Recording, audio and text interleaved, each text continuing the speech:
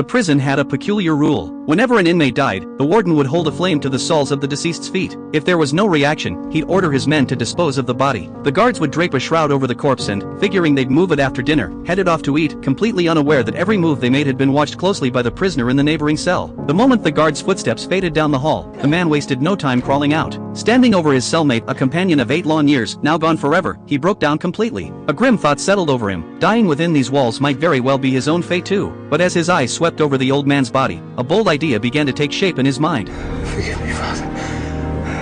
Moving quickly, he tore open the body bag and dragged the old man into his own cell, laying him on the bed in a natural sleeping position. He then cut off his own hair and pressed it onto the old man's head, making the corpse look as much like himself as possible. Once everything was arranged, he slipped back into the old man's cell, pried a loose stone from the wall with a small knife, and felt around inside until his fingers closed around a crumpled piece of paper, a treasure map the old man had left for him before he died. There was no time to study it carefully. He stuffed it away and clumsily sewed himself into the body bag. 10 years behind bars for a crime he didn't commit, and this was his one and only chance to escape the island prison. His heart hammered as the guards returned from dinner, sweat pouring down his back inside the bag, terrified they'd notice something was off.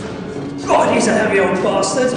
Come on. But luck was on his side. Without a second glance, the 2 guards hauled him up to the roof. To keep the body from floating, they tied a heavy iron ball to the bag. Satisfied with their work, they dragged it to the edge of the wall and heaved it over. The moment he hit the dark water below, Edmund ripped through the bag with the knife he'd hidden on his body, slashed the rope connecting the iron ball to his feet, and kicked hard toward the light shimmering above the surface. Back in the cell, a guard arrived with Edmund's meal. When there was no response, the guard pushed the door open and froze in horror. Lying on the bed was the old priest, who should have been at the bottom of the sea. By the time the warden came rushing in, pried open the loose bricks, and discovered the secret tunnel the 2 men had been digging, it was already too late. Could have used those tools to set himself free from the body bag.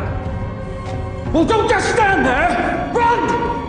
Serve the cannon! Muster the guards! Edmund was an exceptional swimmer. He had crossed the sea and was free. The moment his feet touched solid ground, the man who had spent 14 years in prison for a crime he never committed was reborn, fueled by an unquenchable hunger for revenge.